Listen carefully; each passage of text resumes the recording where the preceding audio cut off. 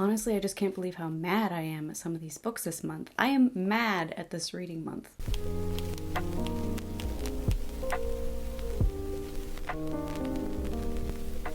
Welcome, welcome everybody. It's time for, oh my god, what month is it? It was a crazy work week, you guys. Don't judge me. Welcome to September's wrap up. This is a weird one. This was not my best month. And I was so excited. I thought I had it down. I thought I had this TBR perfect. I did not. The good news is I've already decided to change how I build my TBR to give myself a lot more flexibility and just more variety in general. But I am sad because the books that were bad were the ones I was reading for Halloween. Like, I'm not even making that video because I DNF'd 3 books this month. That's the most I've ever DNF'd, I think. Don't forget, I linked a trigger warning website. Always check those trigger warnings if you need that for yourself. And without further ado, let's talk some trash. I'm about to go off on these books. Graphic novels for last because I know some of you are very anti, which is okay. All I'm saying is give them a shot before you dislike them. I used to judge the genre a little bit also, and now that I've started reading them, I cannot stop. Okay, I'm starting with the Halloween books.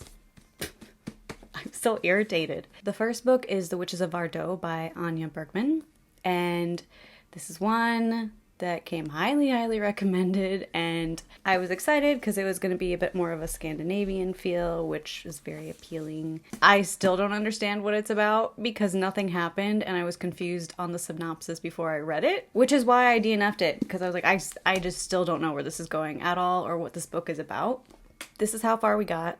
I will give a book 100 pages unless I truly hate it the way I hate A Certain Hunger. I hate the one chapter of that book that I read. Sorry, I don't want to use the word hate on this channel.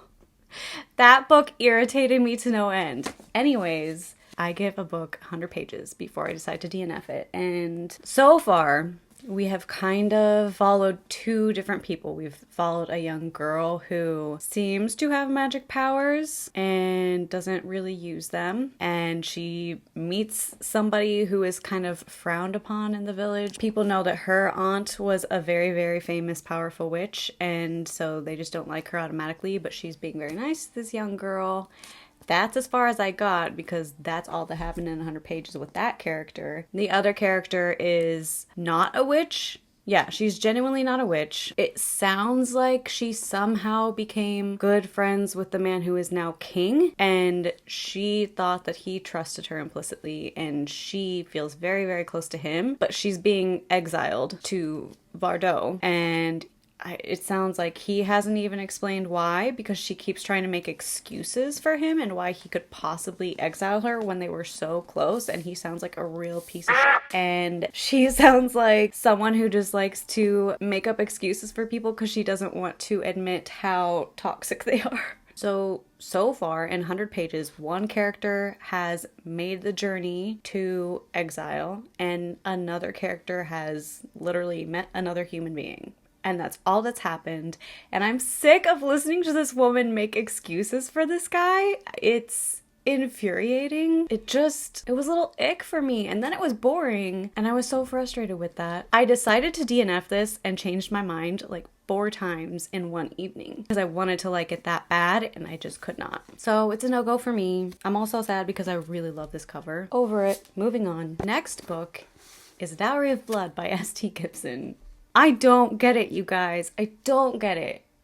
Tell me why. This book is so popular. Okay, in a sense, I get it because this is like the epitome of romanticized, slutty vampire vibes, and people love that. But that's literally all it is. This could not have been any less interesting. It's the most unoriginal thing of my life. Oh. I am feeling sassy today. Sorry, I know that's harsh, but I could have probably made up this story on my own as a prediction for what the most basic vampire story would say. It's just people getting sucked into the vampire world, being totally infatuated with it to an extreme level, and then realizing this is not what I thought it was, and now I'm stuck here, and this Dracula guy is actually kind of problematic.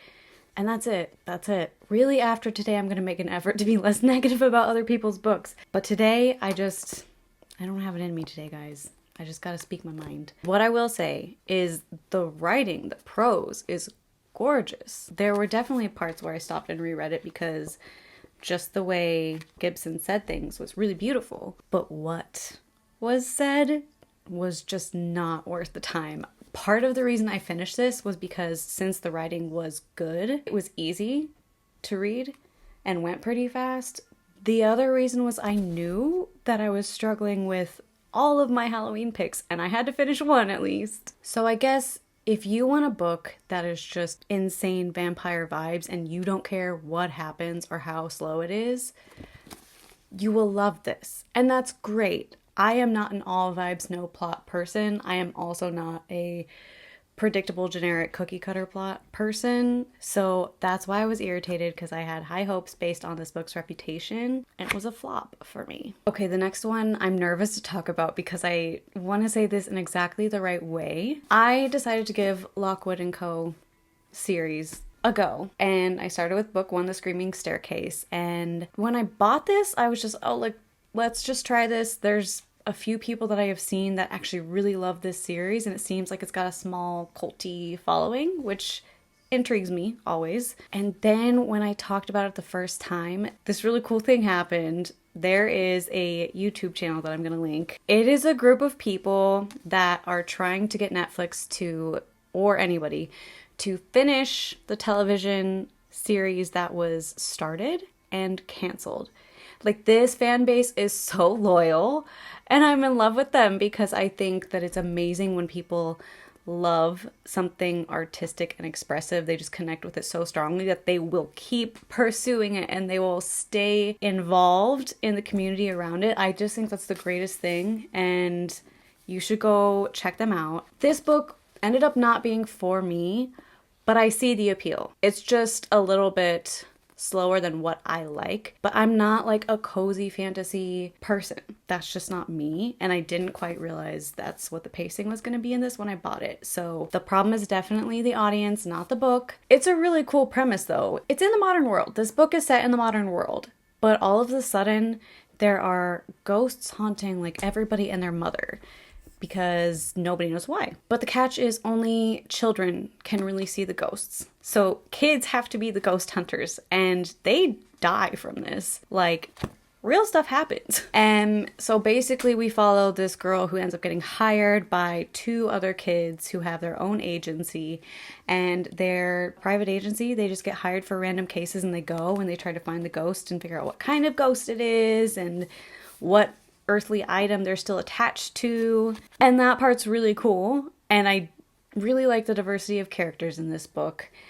I'm gonna keep it because I actually might eventually finish it. I've been having an extra hard time with my ADD lately, so slow books right now for me are just nearly impossible even if I like them. So I guess I shouldn't say this book isn't for me. This book isn't for my monkey brain, but maybe when I'm in a better place mentally and I can focus on things better, I might actually really like it, because I enjoyed it so far. I just like could not focus. But seriously, you should really go check this YouTube out because it's just so cool to see. Like, if you love books and you genuinely love the book community, I think you will at least appreciate how much effort these people are putting into bringing this TV show back. And I'm gonna watch the show. Now the decision is, do I wait to finish this at a better time and then watch the show, or do I just watch the show? I might just watch the show because I'm really curious. But then I won't get to finish it because they canceled it. Oh, they're gonna suck me in. They're gonna suck me in even though I haven't even finished the book. I'm gonna join this community because I hate when you like a show and they cancel it. Alright, we have Queens of Moirai by Rhiannon Hargadon.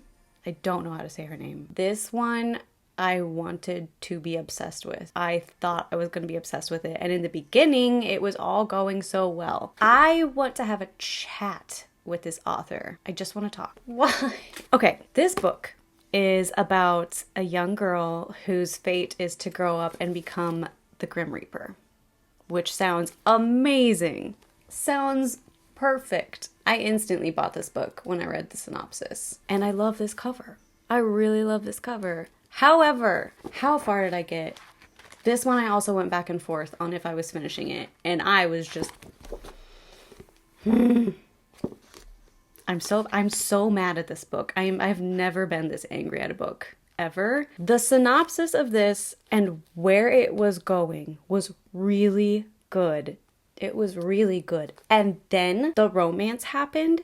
It is the worst. It is the most just toxicity and just none of it made sense. It was so unrealistic, but in a frustrating way, not a, oh, I wish that's the way things were sort of way. She thought this one guy was who she was going to marry. She had literally just met him, and it's like, oh, well, I guess I'm supposed to be his, so since he's in the hot spring taking a bath, I guess I'm just gonna walk towards him naked, even though he's been blowing me off and hasn't shown any sign of affection. This is what I'm supposed to do, right? And then all of a sudden she feels like she's in love with him. And then he accuses her of doing something that she's doing the opposite of.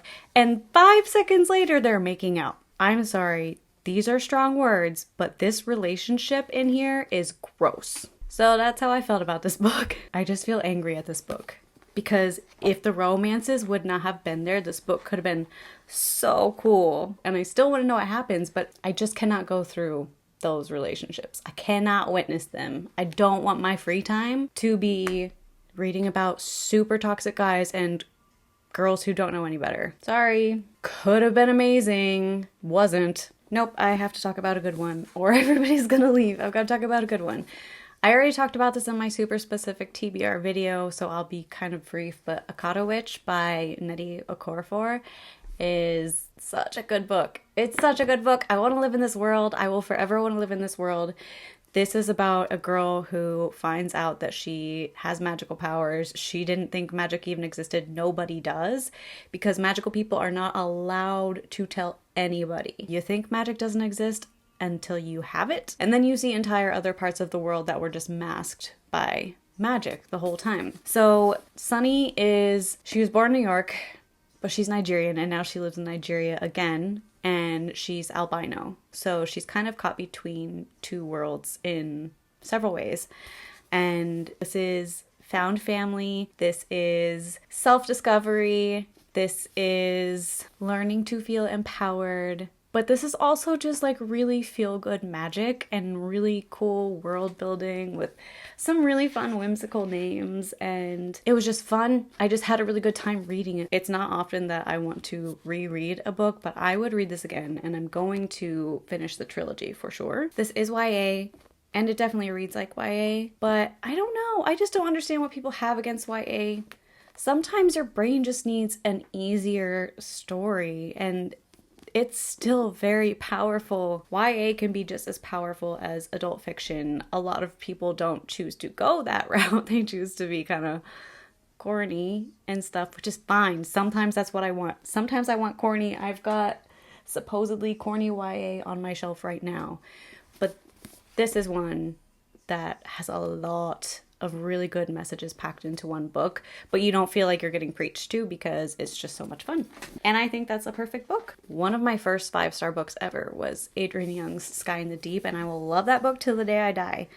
But this one was extremely predictable, and it was slow. Yeah, it was slow for like the first half, but the vibes, I think it's just the vibes were so good and the writing was so pretty that in the beginning I kind of realized this is not going to be my favorite book, so I'm just going to enjoy taking in the vibes, which is very hard for me to do. So the fact that she got me to do it actually does say something about her writing. She understands people who are suckers for fall, and she leaned into it, and good for her because it worked. So Spells for Forgetting is dual point of view. Actually, no. Sorry. Multiple point of view, which did bother me a little bit towards the end. You start seeing like point of view of people whose names you don't even remember from the first half of the book, and that was a little too much for me. I wish it would have been just the two main characters. Basically, years ago, there was a fire at the apple orchard that is the main income for Saoirse Island, which is where this takes place in the Pacific Northwest. There was a fire at the apple orchard, and there was a girl found dead in the forest. Now the person most suspected of killing that girl is back, and the love of his life, never left the island, and she's been really struggling with just life ever since he left. So people are up in arms because this guy's back. Still nobody knows what happens, but they all think they do. And, you know, secrets just come out throughout the book, and we eventually find out what happens. However, at the beginning, it's just endless descriptions of the most autumnal settings possible, which are beautiful. I think this book is worth trying because if you don't mind the pacing and you don't mind a book that's not particularly original, then it's a wonderful book because the vibes are on point. I don't know. I think I wanted to be on the edge of my seat larger majority of the book than I was. Pretty sure I had everything figured out at least halfway through, if not before that, and it was exactly what I thought it was going to be. But I still finished it voluntarily. So again, Adrienne is very good at writing.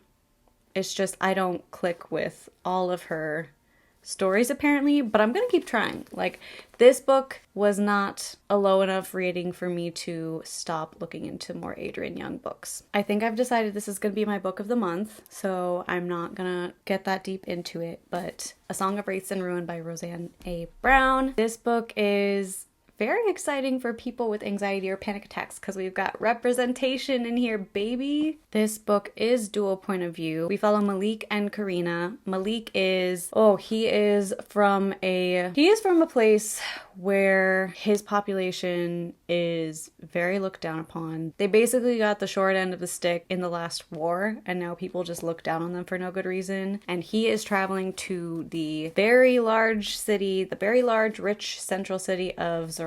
And there is this epic festival happening. Everybody comes from everywhere for this festival. It's madness.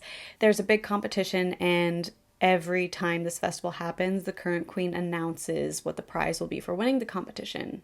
This year, the prize is the princess's hand in marriage. So Malik is going to try to win this competition, marry the princess, and kill her for reasons which you will find out when you read this book. On the other hand, Karina, the princess, she needs to kill a king, which is why she is offering the prize of her hand in marriage. So basically, you can see where this is going. Our two main characters end up getting closer to each other, but secretly they're both wanting to kill each other. But the representation for anxiety and panic attacks comes through Malik, who has panic attacks. And more happens with that. It's not just like, oh, this character has panic attacks and that's just a little side note. The story is centered around his panic attacks. So that was amazing to see. I appreciate that so much, and I think it was done really, really, really well. And I love both of the main characters. I really like the side characters. I love the world building. I think this book is very balanced. I think the pacing is great. This is the first book of a duology, and I'm for sure reading the second book. I've got to find out what happens. This book is solid. Honestly, African fantasy has been such a consistently strong genre so far for me. I think I'm gonna need to buy either the next book in this or Akata Witch next month, or try a whole other something, because these books kicked the Halloween books. These books literally saved my reading month. As far as my nonfiction, my plan was to listen to Viola Davis's autobiography, which I started, and it's so dang good. It's spectacular. I want her to impart me with all of her wisdom. She is magical. She is so smart. She is so open. I can't wait to finish it, but the way my brain works with my ADD, sometimes I absolutely love something, but it's just not the right type of information for my brain to be taking in at that time. I was not having a good time focusing on nonfiction. It was really hard for me. Viola's book is full of so many lessons, and I was so overloaded with stressful things happening in life that I wasn't in a place to take in lessons. I just needed feel-good escapism. So I'm going to continue and finish Viola Davis's book, but not right now. So then, and this doesn't make sense because it's also nonfiction, but my friend Gabby was going to start reading Cultish, and it's a book that I've had on my TBR, so we were going to do it together. However, Gabby is a lot more consistent than I am, and she already finished it pretty much when I started it.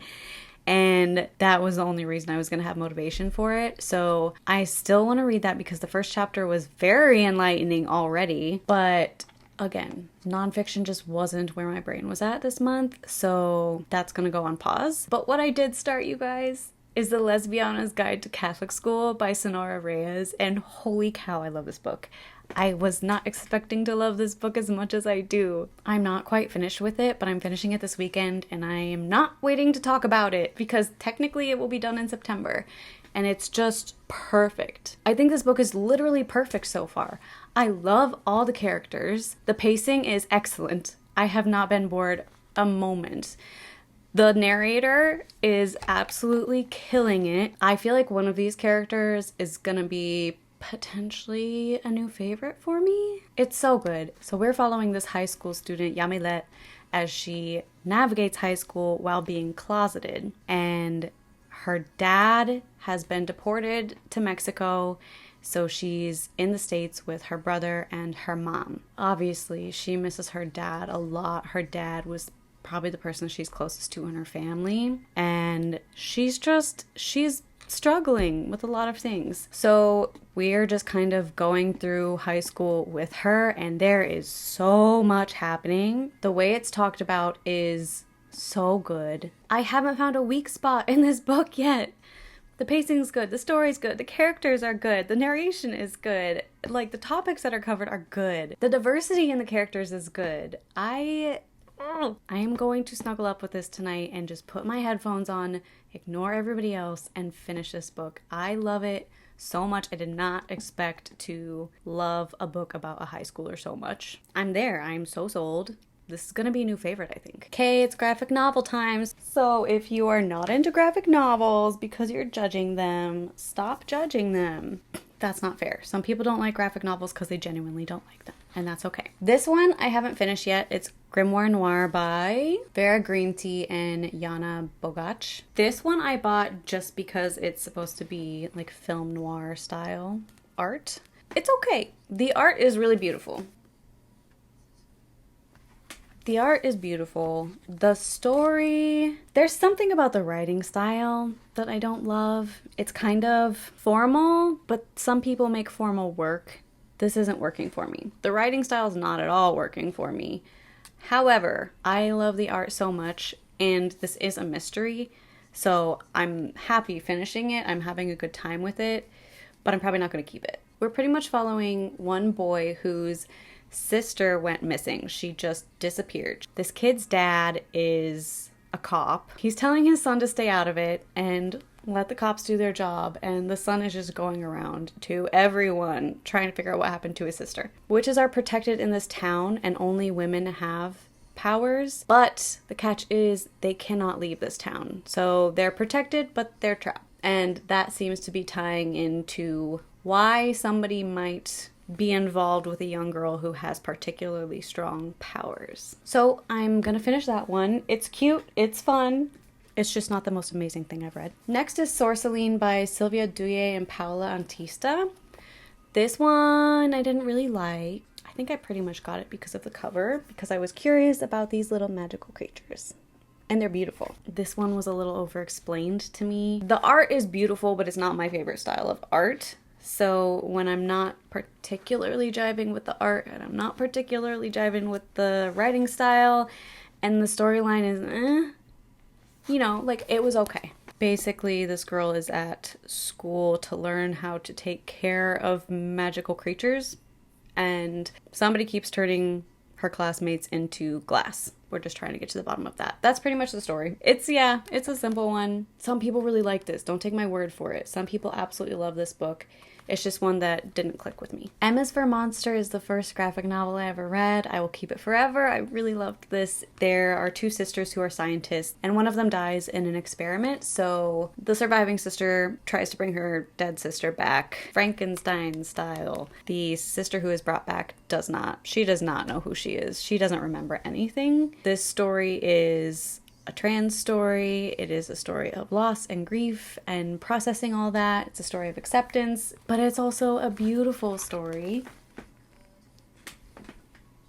I feel like I can tell a difference when it is one person doing both the story and the art versus two people working together, because the art and the writing complement each other so well, and they feed off of each other. She doesn't rely on her words as much as some other people do. She can manipulate her art to draw you in and get the point across just as much as the words do. 10 out of 10 recommend this one. Sheets by Brenna Tumler. Okay, this one, I really love the art. I think everybody who gets this gets it because they know they're gonna love the art. It's so pretty. It's so pretty. It's insane. I mean, honestly now, Brenna. This is a sad guy. It's about this girl whose mom passed away and her dad has just completely crumbled and is just depressed in his bedroom, not taking care of his kids. It's very frustrating. Like, you feel bad for him, but also just get it together. So this little girl is left to run the family laundromat by herself, and the population of her town they're just evil people. And there's this super punchable guy who is trying to get her to sell the laundromat so that he can start the dumbest business ever. Sorry, I cannot stop looking at it while I'm talking. This book is a little melancholy, and I just realized how much of an exception this book is because I hate melancholy books. It takes me to a place that's way too familiar. I don't like it. I don't want that to be the thing that I'm feeling when I'm trying to relax and not be checked into real life. But this book is pretty melancholy, and I still loved it. So I guess kudos to Brenna because you broke my rule of no melancholy books. This book is great. So this little girl is struggling to run the laundromat and fight off this evil man who's trying to get her to sell it. And she's trying to feed her little brother and hope that her dad gets his life together and turns back into a parent. And then this little ghosty boy comes along and they become friends. I don't want to spoil anything more than that, but it's really good. I'm keeping this one. I'm gonna read it again. It's a really good one for fall also. But that's this month's wrap up. It was not the best, but I'm very hopeful for next month's. I actually think next month's will be super hit or miss, but I'm okay with that. And I have books to swap in if I need to. I hope you all have a great weekend. I hope that you're not working through the weekend because that sucks. But that's it for this month's wrap up. I'll see you with the next one.